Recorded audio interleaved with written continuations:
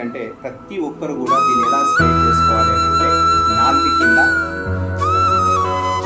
ఇలా స్ప్రే చేసుకుంటే సరిపోతుంది.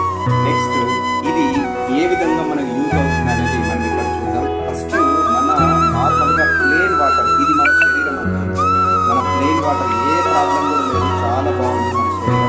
ఇప్పుడు మనం ఏం చేస్తున్నామంటే దీంట్లో కొద్దిగా రకరకాల ఫుడ్ తినేసి, కెమికల్ ఫుడ్స్, ఎన్నో రకాల ఆయిల్స్ మనం తినేసి మన బాడీని కల్తీ చేస్తుంది.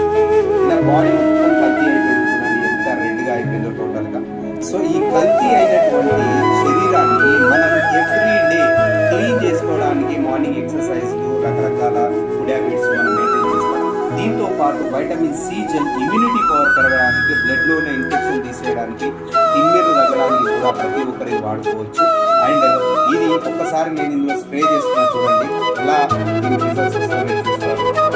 లైట్గా స్ప్రే చేస్తున్నాను.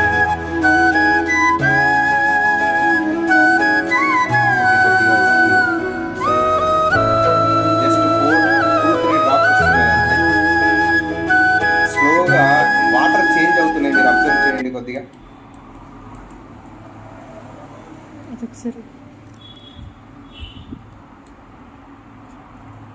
చూడండి ఫ్రెండ్స్, ఏ విధంగా వాటర్ ఇప్పటిదాకా బ్లాక్గా ఉన్న వాటర్ కూడా వైట్గా అయిపోతున్నాయి. చక్కగా అబ్జర్వ్ చేయండి.